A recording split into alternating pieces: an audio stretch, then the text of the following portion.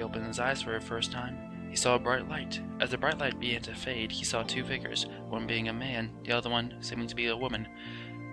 The man seemed to be his father, the woman supposedly a nurse. His father asked, "Is it a boy or a girl?" He was obviously a boy, as you can already tell by this simple narration. The two parental figures continued to banter on, calling their child wonderful, and telling him he had such a bright future. He was confused. He should not understand any of these words that are coming out of their mouths. But he digressed. There he came up with a name for him. His name would be Rudy Storm. He felt okay with that, but it could have been better.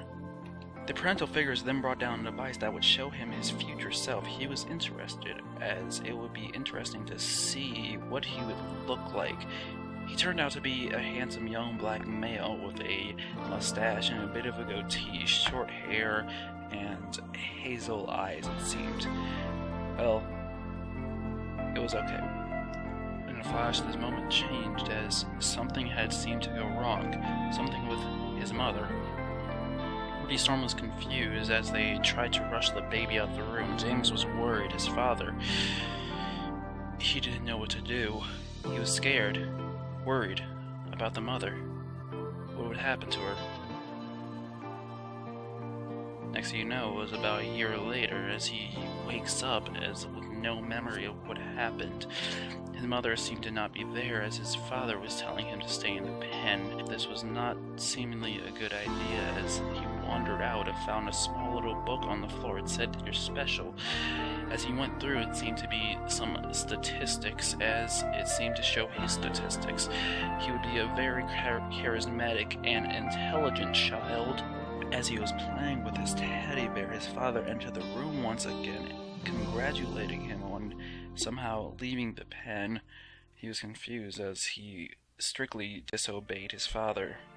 His father told him to come over and look at a Bible verse. It was significant to his mother and his father. Maybe it's significant to him. As events passed in his life, it would be 9 years later. It was a birthday party for him. It was his 10th birthday. His friend Amada and his father had set it up. His friend Amada had given him a comic book for his birthday. As he walked around, he saw an old Lady Palmer as she gave him a sweet roll.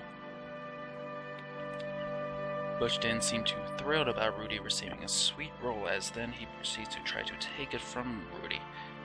Rudy, of course, did not let this happen, as Rudy then starts to make fun of Butch slightly. Butch was not too thrilled and proceeds to chase Rudy around the table. A security guard finally steps in to stop Butch. Rudy's dad then informs him he has another gift on the way coming from him and his co-worker. As he goes down the hallway, he sees Beatrice. Beatrice proceeds to talk to him, tell her how special this day is for him, that everyone gets to hit age 10.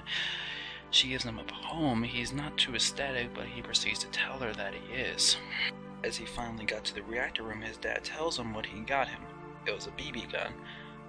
He was not too ecstatic, as Rudy was not prone to violence, but he was still ecstatic that he got a new device that would shoot other things. Of course, this sounded counteractive, but it didn't matter. Of course, now Rudy wanted to shoot something, so he asked his dad, "Where can we shoot this?" as they could not shoot in the reactor room. His dad then points him to a room adjacent to the room which they were in, which had 3 targets, and then a rad roach appears, in which he now has to skillfully dispatch. After the bug was dispatched, his father came over and asked him if he wanted to take a picture with the quote-unquote big game hunter. Jonas came around to take this picture, as it would be one of the only pictures that him and his father had. It was a wonderful time in Rudy's life.